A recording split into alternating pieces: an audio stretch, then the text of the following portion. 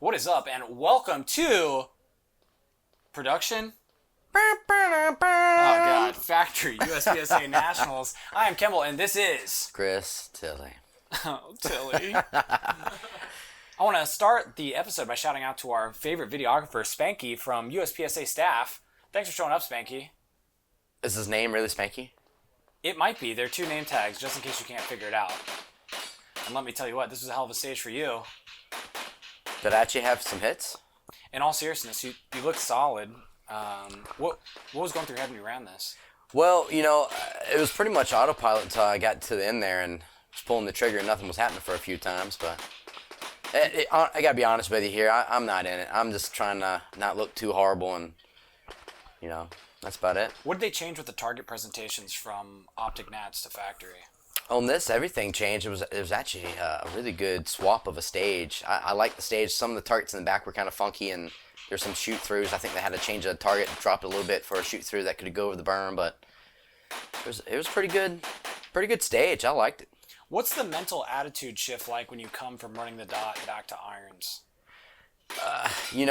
On this one right here, for me, I was presenting the gun, and the front sight was way to the left, and, it was just kind of a conscious mindset to see the sights. But as far as what I saw and what is normal on this was two different things. Typically, going from open to limited like this or iron sights like this, it makes you slow down and you don't want to. But on this here, I couldn't even try to go fast. The sights were just fighting me all the time. Now, of course, you're saying that, and us mere mortals are witnessing something that looks like a punishing amount of speed. Just like you're really moving your feet. I can't really see a difference between this and your open performance, but you feel it as if you're in molasses, right?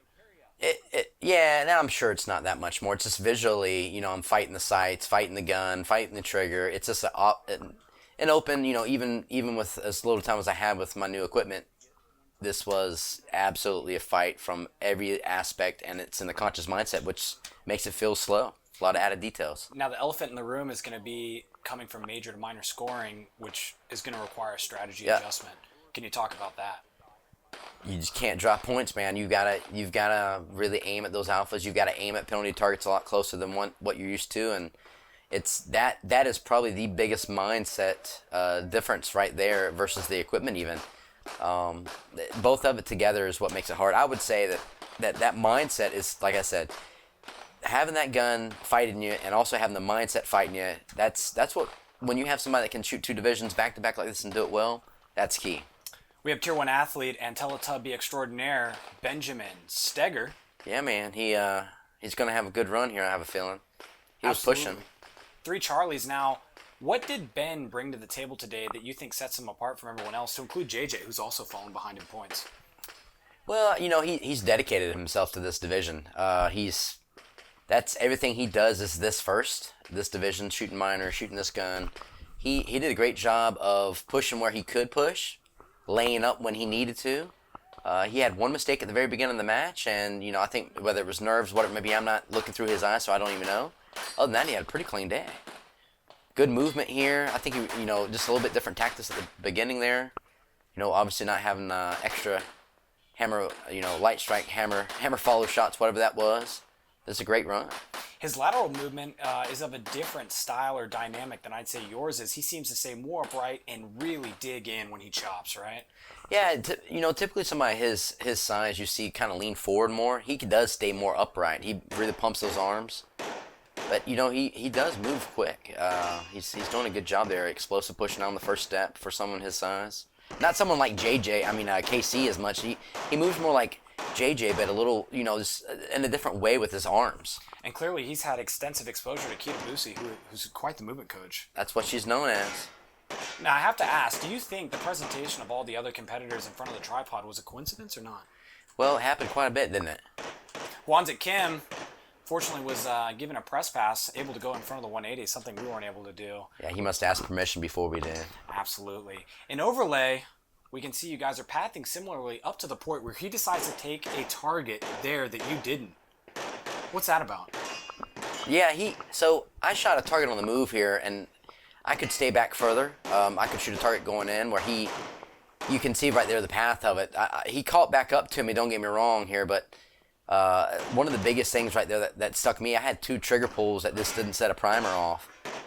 It was probably the same time. I probably had to work as hard, if not harder, for it because I was moving, but I was closer. I didn't do it because it was faster as much as I just felt like I was getting my feet moving and I was closer to a target with a gun that I wasn't as comfortable with. Now, obviously, everyone else on the squad interested in the outcome. It'd be nice to see more of that back position because it seemed to really contribute to you catching back up more than maybe you would have. Yeah, that, transitions, that lower body movement, pushing that gun around where you needed it to, that was big in the back. Alexander Goot, young shooter, really showing up today, am I right? A lot of young guys in this squad. In fact, that was something that was pretty cool, talking to all these new and young guys for me to meet and actually see in person. He's flew through the midsection like he hit sprint in a riveting game of PUBG, and I like it. A little bit different of a tactic back there, and it worked for him. Absolutely, and I'm starting to see that the big issue here is just maintaining that minor mindset, delivering a lot of points at a pace that is sustainable. I think he's done a really good job so far of doing that. He's got a great combination of speed and aim in there.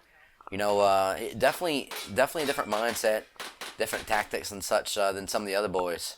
Now I have to say, Spanky is killing it on the gimbal. I've ran a gimbal for quite some time, and it is quite the task. It's hard to hold that thing still, isn't it? Absolutely. Yeah. They were actually live streaming this event, so you guys can tune in to USPSA on Facebook. Check out the live stream. Yeah. Have you looked at it yet? I have. How did that look for you? Way better than this stuff. Well, there you have it, guys. Go check it out.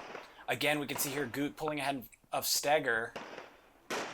Yeah, he was flying in that first position. A similar run until the back stretch. What do you think about the divergent tactics from both shooters here? Well, the reason I didn't go the Goot style here was it seemed like you ran forward and then had to run back versus if you ran where he is now, you ran forward the whole time. I just don't like that backtracking. Even if it was only a step and a half at the most, it's awkward running backward. You can't be as aggressive. The question all the folks have at home is, how come no one watched your run with the same intensity that they watched everyone else? Well, it's very simple. These other guys are not. So there you have it. Interesting. So is this official? Can we release it? I just came out of, what's today's date? Came all Anyways, the next to Mason Lane. Chopping left to right, dust flying. Yeah, he went down the middle, guys. This was not hard to want to do, but it was hard to make those shots happen. It was I really fault not doing that. But being a new gun and such like that in my hands, I wanted to get close to those targets, and I think it ended up being about the same. You had to really aim here.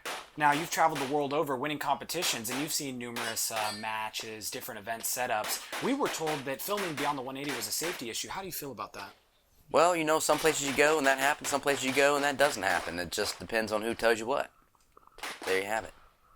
Mason Lane delivering on the back line.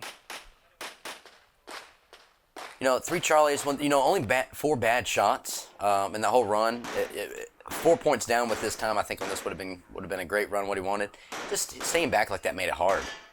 Now I'm sure you're familiar with the OODA loop. What goes through your mind when you're oriented to this idea of delivering alphas with a high frequency? It's a mental toughness. You've got to have that mental toughness no matter what. Fight those sights and get them where you need to, even when you're really fighting to hold that position and waiting on those sights. You heard it here first, guys. These guys are mental giants. Production. So it may be controversial, but I'm going to go ahead and bring it up now. I heard a rumor that you may or may not have finished this match on the second day. Well, today is the second day, and I'm here with you, buddy, watching Phil Strader shoot. Awkward. We have a great interview from Strader coming up in a follow-on episode. Had a great attitude. Yeah, man, I would expect nothing less. This guy is awesome. Fun guy. Look at that. Skills. Probably shot more rounds to the 320 than anyone. An extremely diplomatic delivery of the tactic. Running backwards a bit. Driving the gun through the final transitions. Phil's kind of known as being one of those guys, kind of like Manny Bragg is, as far as doing some different tactics, and he gets away with a lot, and it's even when it doesn't look like it works out for him, he breaks even, and then sometimes he really gets a big advantage over him. So we have some users from the live stream asking about the towel on your neck. Do you want to describe the idea of using a towel when you shoot? Well, it's a little bit of everything. Sunblock, it's wiping your hands, it's a gun cover. You can slap someone in the balls when you walk by them. You can do everything with it, man. Did it soak up all your tears? You know, on this one right here, I had to use several of them. I actually had to borrow one from a competitor, and yeah, I'm gonna have to watch it tonight and shoot a little bit of limit with it. Here we are in overlay, looking at the Dark Lord, Ben Steger, delivering hate on every target as he passes from position to position. Phil Strader taking a different tactic down the middle. That straight middle shot there, you can see it, a lot less movement. Those shots and those transitions are costly. Ladies and gentlemen, you are bearing witness to two spankies. I repeat, 2 total spankies on the range right now, thanks to the future of video analysis, which is overlay technology. Yeah, you can see everything here. It's amazing how, you know, the coverage that they were allowed to have. And the rear position slightly obscured, but you can tell that something is indeed going on. The question is, what is it? What did just happen? Now, I know this is one of your favorite up-and-coming shooters. Who is this? Casey Reed? Absolutely. I don't know where Casey's from. I don't know what he shoots, but I watched him, and it looks pretty good. Jersey looks solid. Yeah. He's from New Jersey? Let's see how he does here. Really using a lot of momentum with that arm slinging out. Not kicking off like the normal guys do there. He takes slower, bigger strides, doesn't he? A little harsher on his feet. He also hinges at the hips at an excessive degree. Shoulders go to toes. Goes towards the rear. Good run though. I think for that tactic, it was 6 Charlies there. It was pretty solid. A solid finish with snug points. Do you think he could open up a little more and potentially sacrifice some points on this run? No, you know, this is a hard one here. There was very few targets here that you could really open up on. There's a couple penalties there that really kind of hemmed you in and slowed you down. And also, you didn't have that many extra rounds to make up a delta or something like that coming in on. I just don't. The biggest thing here, I think, is the front part. I don't like how he went onto the steel first. I think that first shot really cost him there. He didn't back up on the heads because you can't, not with that gun. I think it made it a little bit hard at the front there. This is a great shot of Howard Light's Ear Pro. Have you ever tried any Howard Light Ear Pro? No, I spend a little bit more money on my ears than that. Driving to the final position. Steger catching up and finishing. By nearly a whole position. Yeah. He crushed it in the back there.